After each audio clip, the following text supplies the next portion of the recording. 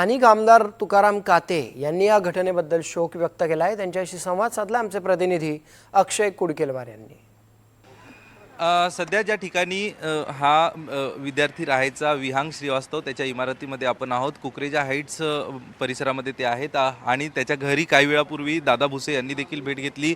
स्वतः या ठिकाणचे स्थानिक आमदार असेल तुकाराम काते या सगळ्या प्रकरणावर लक्ष ठेवून त्यांच्याशी आपण बातचीत करतोय। काते साहेब, आपण रुग्णालयामध्ये देखील होतात। एकूण घडलेली घटना प्रचंड दुर्दैवी आहे। एकूण या कुटुंबाबद्दल काय माहिती सांगाल? कोण कोण कुटुंबामध्ये होतं? मुलगा कशा पद्धतीने होता?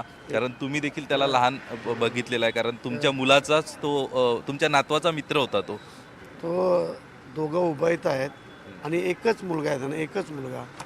आणि ही घटना घडली 10 मिनिटात तो गाडी इथे येणार होती। त्याची आई, त्याची ती मम्मी आहे, ती वाट बघत होती।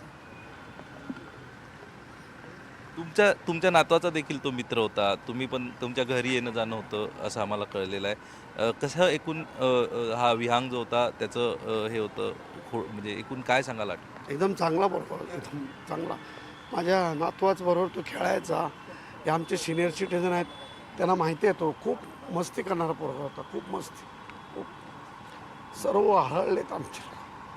तुम्ही स्वतः सगळं जे काही पूर्ण आता आज सरकारी प्रोसेस होती ते, मग पोस्टमॉर्टम असेल, शवविच्छेदन असेल, हे सगळं तुम्ही जातीने लक्ष देऊन होतात त्याच्या कुटुंबासोबत। एकूण आज तुमच्या सोसायटीतल्या लोकांना काय वाटतं? आमचे सोसायटी खूप लोकांना वाईट वाटलं आहे की आम्ही हे नको, म्हणजे असं नको व्हायला पाहिजे होतं।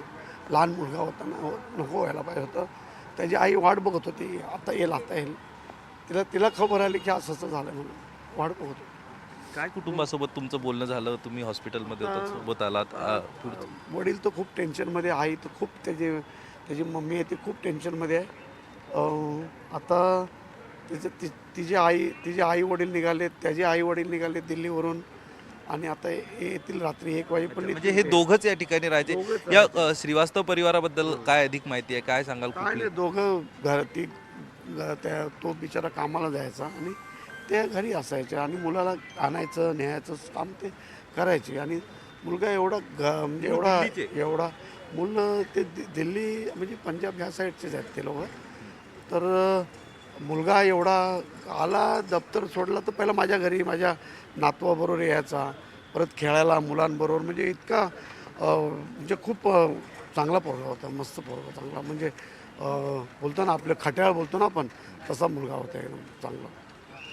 आपण जर बघितलं तर आता जी माहिती आम्हाला मिळते या माहितीनुसार हे झाडं तोडण्यात यावे यासाठी काही स्थानिक लोकांनी देखील महानगरपालिकेशी पत्रव्यवहार केला होता। जर असं होत असेल, पालिका लक्ष देत नसेल, तर कोणावर तरी ह्या सगळ्या दुर्दैवी घटनांची जबाबदारी निश्चित केली पाहिजे। सर, काय आहे, आम्ही या चेंबूरमध्ये 3री घटना आहे। आम्ही लोकप्रतिनिधी नेहमी आमच्या मीटिंगमध्ये आम्ही आमचे वार्ड ऑफिसर असू द्या, सहाय्यक आयुक्त असू द्या, DMC असू द्या, AMC असू द्या, सर्वांना आम्ही सांगत असतो की बाबा चेंबूरमध्ये ही पावसाळी दुर्घटना घडते, पण तुम्ही कमीत कमी जुनी जे झाडं आहेत, जुनी पुराणी झाडं आहेत, ती झाडं तरी काढा ना। जी त्यांची गॅरंटी संपली आहे झाडांची, ती झाडं तुम्ही सर्वे करा ना। त्यांचा सर्वे करून ही जागा, त्यांचं मूळ किती खाली गेलेत, काय नाही खालीत। आता हा जो झाड पडला ना, तो आतमधून साप पोकळ झाला होता, त्याचे मूळ आहे ना एकदम, मी जवळ अधिकाऱ्यांवर आता जबाबदारी निश्चित करून कारवाई गेली पाहिजे, गुन्हा दाखल झाला पाहिजे असं वाटत नाही? कारण लोक सांगतायत, लोकप्रतिनिधी सांगतायत, मग ज्यांच्याकडे गार्डन डिपार्टमेंट असेल किंवा ज्यांच्याकडे ही जबाबदारी असेल त्यांच्यावर कारवाई केली पाहिजे असं वाटत नाही का? कारण नाहक बळी जात आहेत। आता तुमच्या घरातल्या सदस्यासारखा व्यक्ती, एक मुलगा गेला। मी आता आहे ना थकलो आहे खरं, म्हणजे त्यांना सांगून की झाडं बाबा हे करा, ते करा, म्हणजे चेक करा, असं त्यांना सांगूनसुद्धा मी त्यांना ऐकत नाही आहेत। तर जे म्हणजे दोषी आहेत त्यांच्यावरती कारवाई व्हायलाच पाहिजे।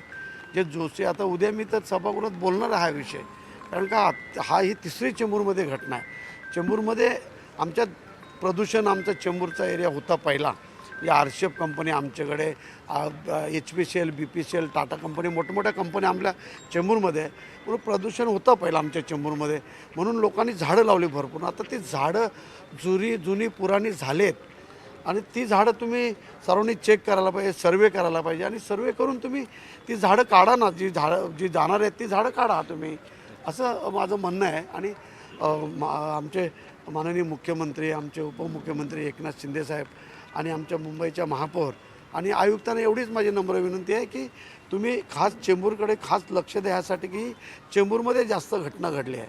चेंबूर हा तिसरा ॲक्सिडेंट आहे चेंबूरमध्ये. असं होता कामा नये पुढे, कारण का मुलं आहेत काय, आज बघितलं तुम्ही मुलं एकदम लहान मुलं, 10 ते 11 वर्षाचा मुलगा आहे. आज खूप परिस्थिती त्याची खराब आहे. म्हणजे मी बघितलं की तो कसा दबला होता त्याच्यामध्ये, ते मी स्वतः माझ्या डोळ्यांनी पाहिलं. ते सण होत नाही मला. एकुलता एक मुलगा जाणं फार म्हणजे कुटुंबावरती मोठा आघात आहे.